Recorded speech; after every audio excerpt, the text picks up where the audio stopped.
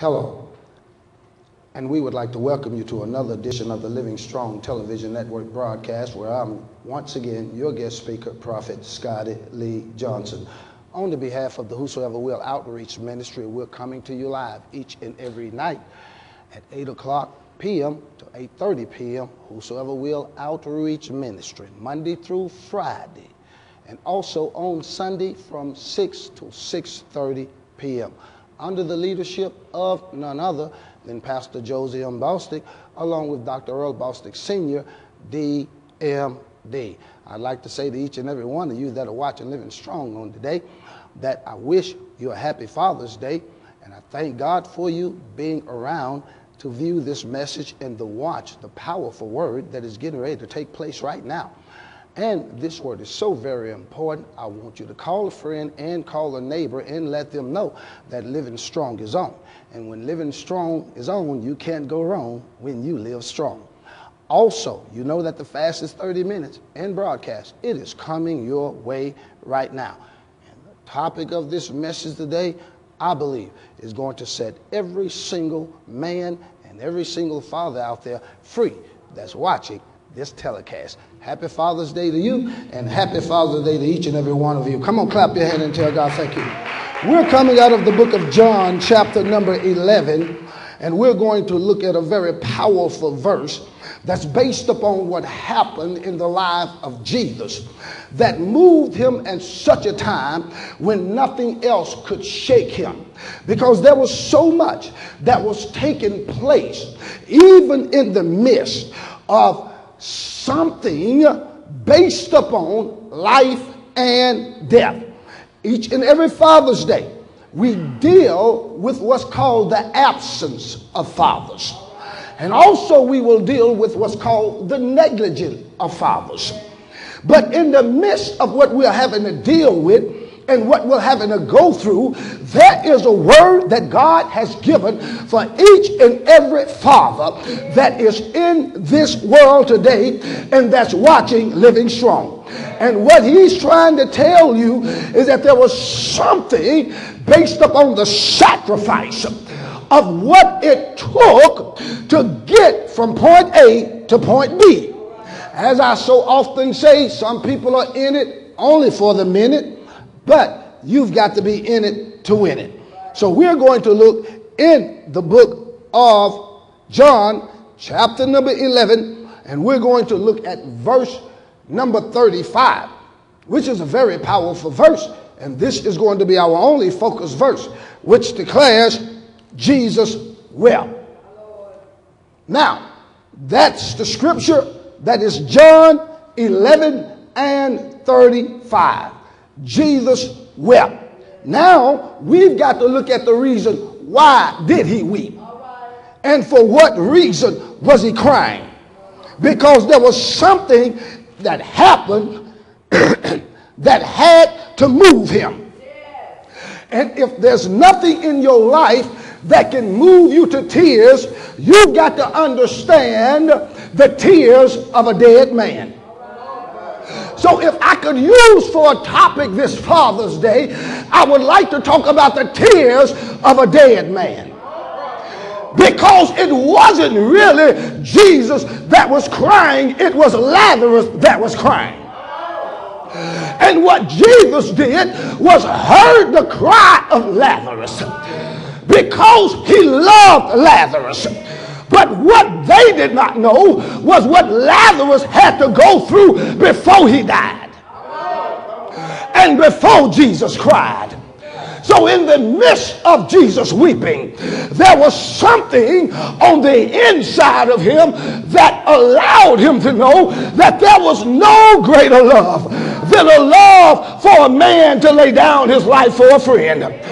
And so what happened is that they had told him that Lazarus was dead. But Jesus had to process the time.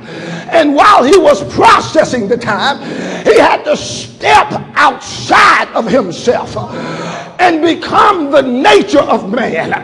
Even though he was very much God, he was still very much man. And because of his love for Lazarus, he made up his mind that I'm going to delay your resurrection. I'm going to show up after I finish going through my pain. The tears of a dead man says that when you've been through so much in life and there's nothing else left to live for except for the Lord himself, because everything else is fabricated, everything else is perpetrated, and folks, hallelujah, that think that you are dead don't understand that you're only dead to them. Oh, preach it, prophet. But the tears of a dead man cries out from the grave. And this tear is not like any other tear. And the reason why is because God unfolds it in the essence of who he is. So in order for Jesus to understand what Lazarus was going through, he had to feel his pain. So if they cannot feel your pain, they cannot understand your gain nor your relationship. So in the midst of seeing life, we understand that there's something that happens from time to time that pushes people to a point of death. And the Bible says to live is Christ and to die is gain. So in dying, there is a gaining in life. But the tears of a dead man deals with the fact that on Father's Day, there's a lot of folks that are existing and they're not living. There's a lot of fathers right now that are out trying to find out who they are and where they're going and figure out where they came from, and asking God, how many times can I go through the same relationship? Can I go through the same setbacks?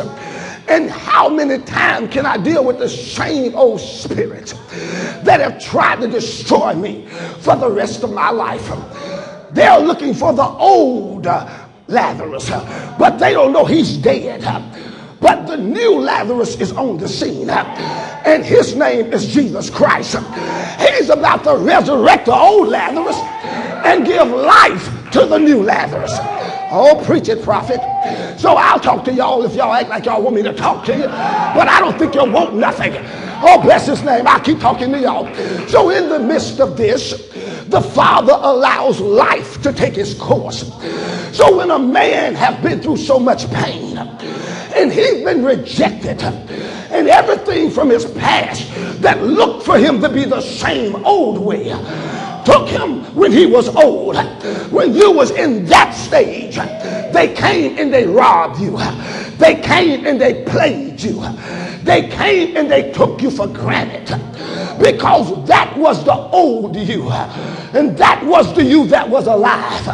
But they didn't know that while you were serving them, they were killing you. Oh, can I talk to you? Oh, God. And so therefore, the Lord began to let me know that in the midst of everything that has happened in your life, that I had to kill you in order to live you. Because you could not live except you first died first. But there was something about dying that was about to be resurrected. And they was going to be looking for the one they killed. But the one they killed was the man that was carrying dead man tears. And God is saying now, I'm going to show up at a time when they think not. And I'm going to say, Lazarus, prophet, come forth. Which means I'm going to call you out of your grave. I'm going to call you from your tears. And I'm going to call you from every assignment that the witch and the warlock placed on your ministry to try to destroy your family, to try to destroy your generation, to try to destroy your life. And I'm going to put a charge on everything in the past that tried to kill your future. And when I call you this time, you won't settle for the games that they're playing. They get mad if you do small things.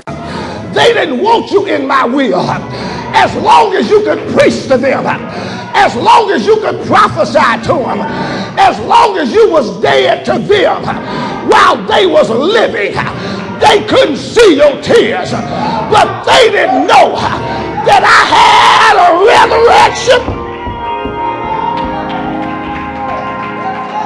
for a dead man. And I said that what I'm going to do is that I'm going to call him forth, and I'm going to bring him forth.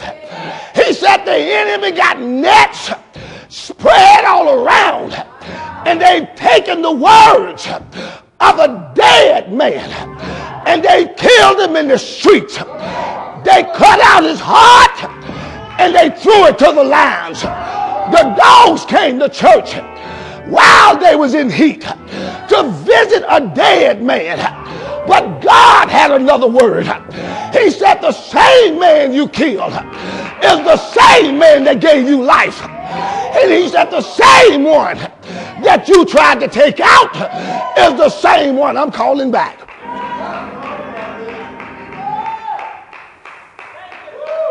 So in the midst of it all,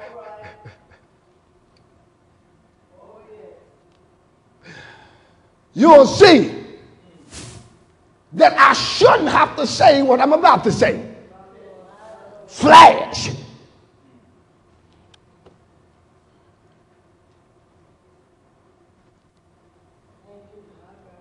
Don't understand you. So at this time,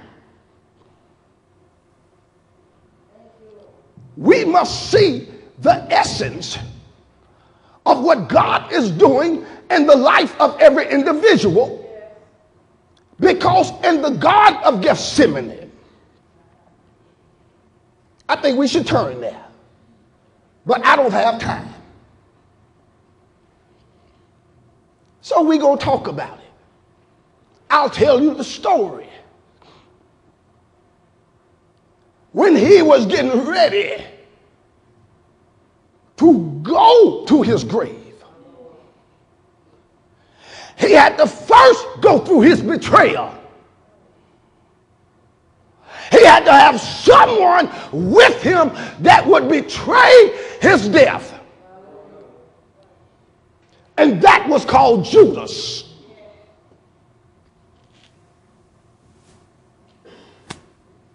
So the spirit of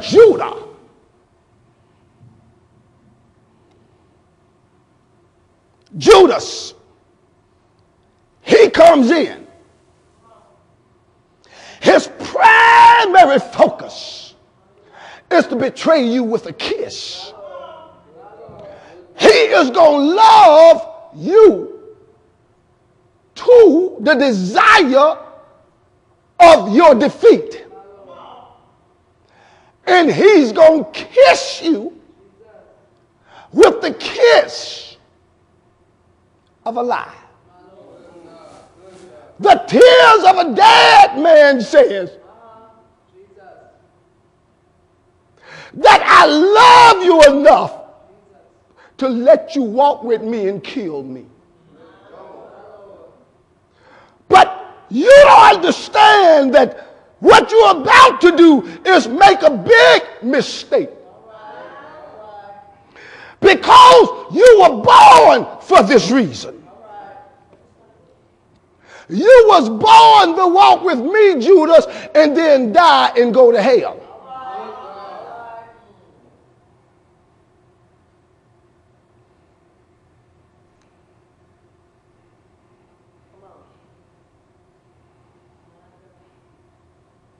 And when it's all said and done, you are not going to take my life. I'm going to lay it down. Can I talk about it? But before I do, I've got what's called a Father's Day. That's today. That means that my Father's Day is going to come.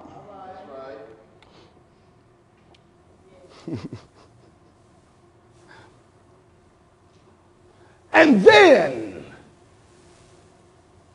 I'm going to have a resurrection. But before I do,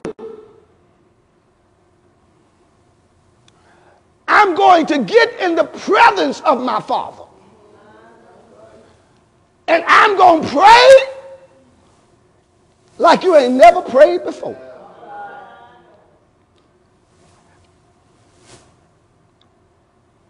The Bible declares that when he prayed, that sweat fell from his body as great drops of blood. Inside of that blood and inside of that sweat was every single tear of a dead man. Even though he was alive, he was dead. But he knew that you cannot kill a dead man once he has shedded the tears of a dead man. Preach it, prophet. Talk to me. Turn me away into the wind.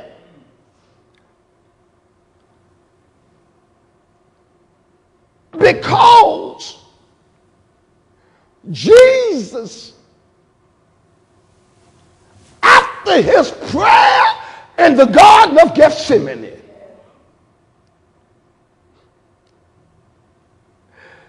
he didn't cry no more. Y'all don't hear me. I'm going to leave you right there. And the reason why he didn't cry no more is because he had cried the last tear. And it was the tear of a dead man.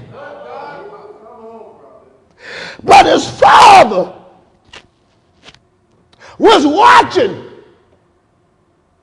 And his father said, I remember a man that you cried for, that you loved so much. They took him and they put him in the grave. And they wrapped him in grave clothes. They left him for dead. But before you cried to me, you cried for him first. And the same man that you cried for is the same man that I used to kill you. I used Lazarus to kill you, and I used Judas. I used what loved you to kill you, and I used what hates you to kill you. Preach, prophet. Lazarus loved you, but your tears for him was to the death of yourself. Judas hated you, but your tears for him was for his destiny. I cry because of the fact that they are not tears of a live man, it's a walking dead man. And the same one that they killed, that's the same one God gonna resurrect. Right when you think they done counted you out, God is getting ready to say, Lazarus, come forth. I don't know what your name is. The remnant don't want it. Scratch the surface. We still play at church. Might as well empty the cabinet and just bring in just the camera. Bye. And the reason why is because after the resurrection, something's got to take place. What takes place after the resurrection? A life, but the life is to more than the one that killed him. The life is to the ones that would become the future of who he would speak to.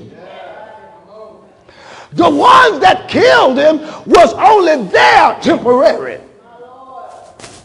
But the future of the life was to be spread to all the earth. And so what God is doing,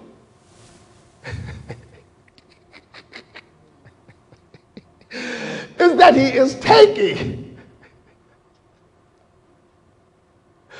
what meant you for harm, and he's turning it out for your good.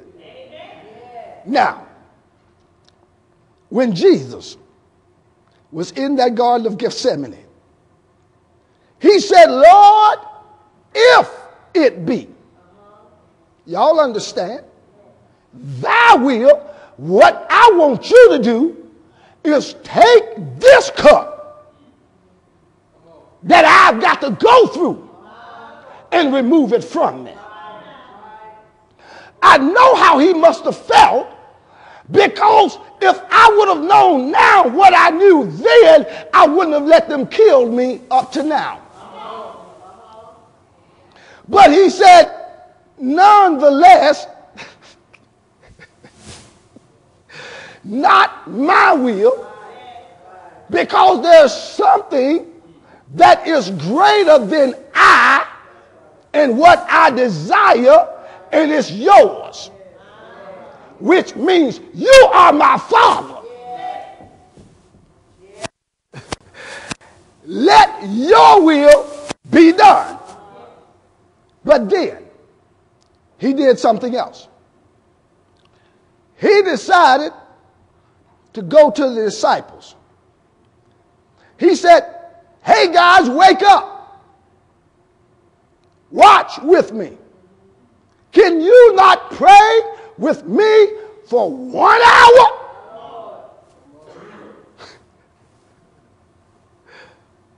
They was following Jesus because he was anointed, because he had destiny.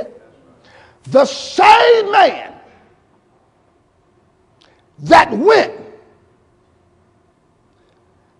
and got fish out of the sea, the same man that walked on water, the same man that touched the bier and told the child, get up, the same man that was born in a manger. They followed him, but they was following him while they were sleeping. Just like some of y'all. Boom, shakalaka. They slept on him because they could not discern his destiny. They played close to his husband or his father or his wife. Preach this, prophet. Can I talk about it? Can I go deep? Y'all ain't ready. Y'all playing. I'm talking to them. I'll find out where y'all are in about 10 minutes. It'll be called finish.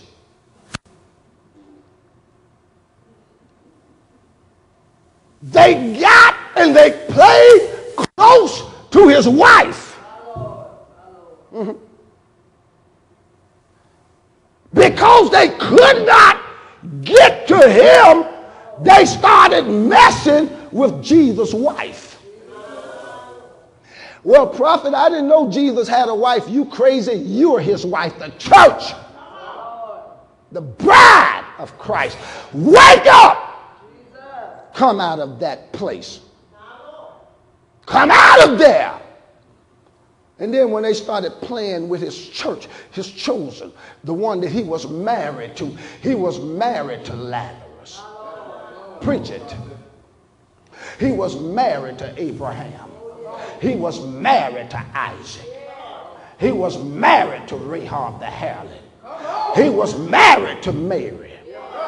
He was married to every last one of us through birth and through blood and through sacrifice.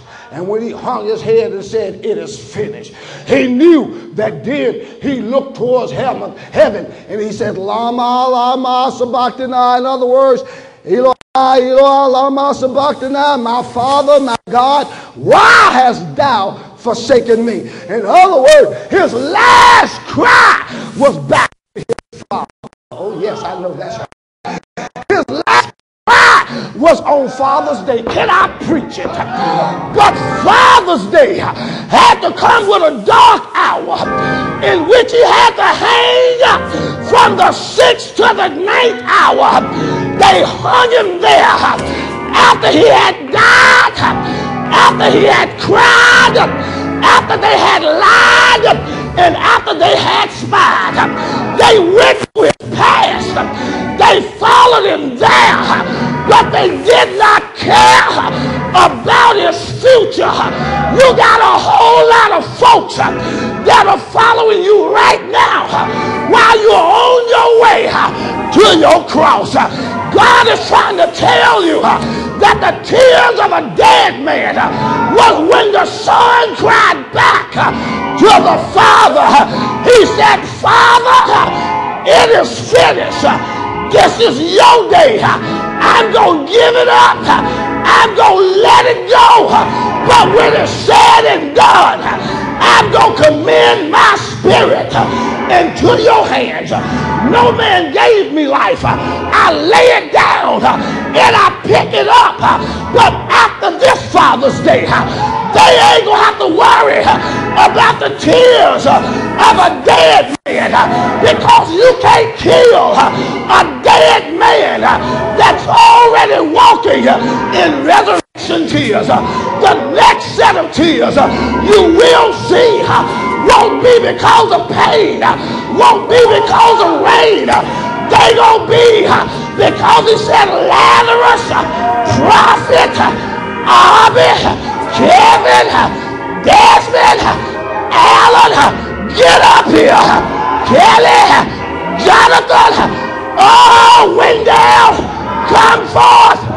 God is saying, rise up, every man on Father's Day, and know that I've called you out of your grave. I done called you out of a bad situation. The enemy tried to steal my wife, tried to take what I was in love with, tried to take who I was in love with. They rejected me. They spit on me. They cut me. They made me bleed. But I was loving them out of hell while loving Judas to hell. I'm here to let you know that when it's all said and done, happy Father's Day. Resurrection is coming forth, and the tears of a dead man are bringing life. What is this tear of a dead man? It's the pain.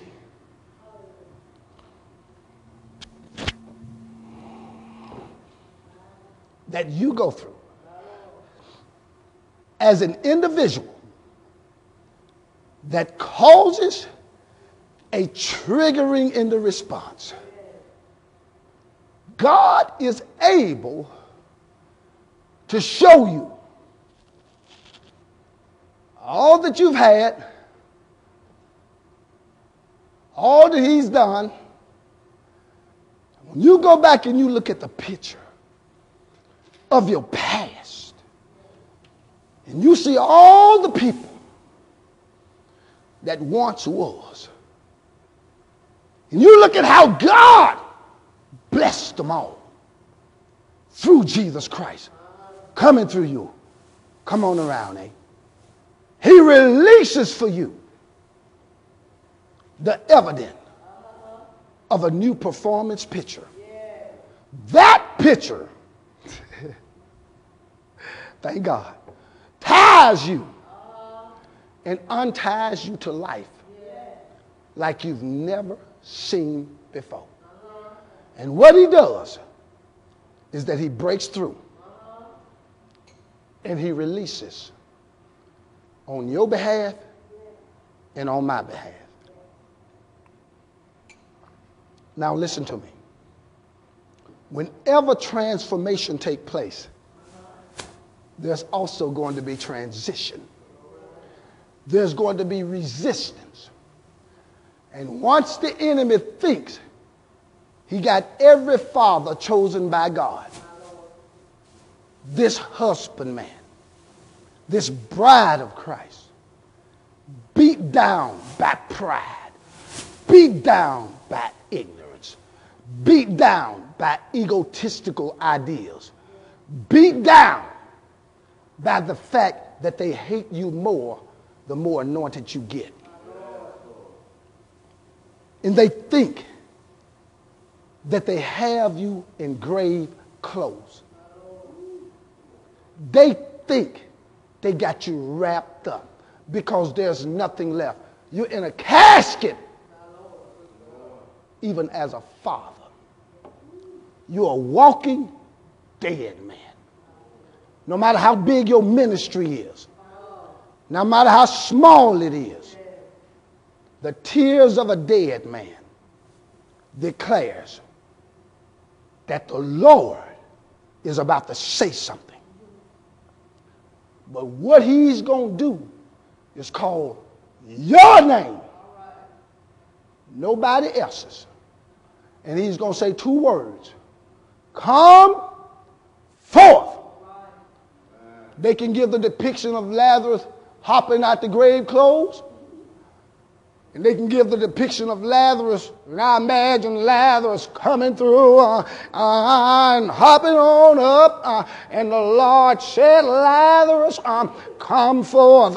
And even as Lazarus began to come forth, I could imagine somebody grab the bandage and spin him around.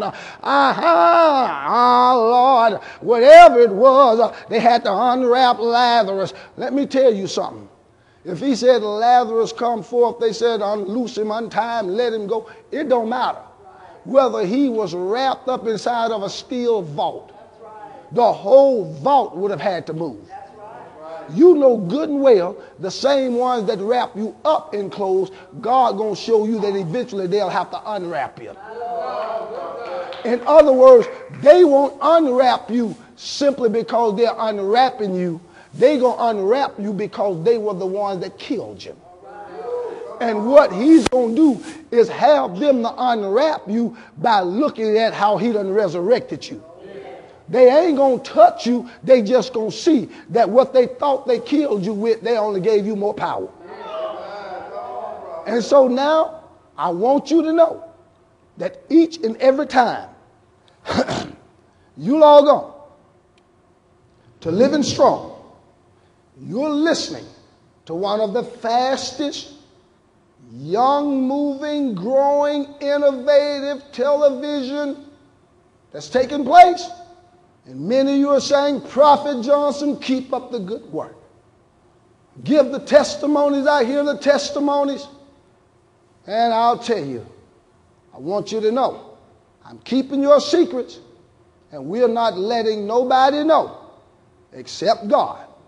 And I'm keeping my mouth shut, and I'm thanking God that you that are watching Living Strong are listening supported, we're viewer supported, and you're listening to the Father's Day message, Tears of a Dead Man. We are going to be dealing with part 2 of this message at 6 p.m. today. Whosoever will outreach ministry from 6 to 6:30. I want to say again to you that are watching, I told you before, the Bible declares, prepare for war and beat your pruning hooks into plowshares. Oh my God, I know that this Father's Day, for each and every one of you that are watching Living Strong, it's your time to see the greatest resurrection there was take place. Now, this, thank you, is individual. I got it. This is an individual thing. And when God moves you forward, don't forget, obey his will and do what he tells you to do. Hey, keep praying. And I want you to know that's going to be my time. And we're going to see you next time. Happy Father's Day to each and every one of you. And whatever you do, remember, keep watching and living strong. That's my time. Thank you for yours. Have a good day.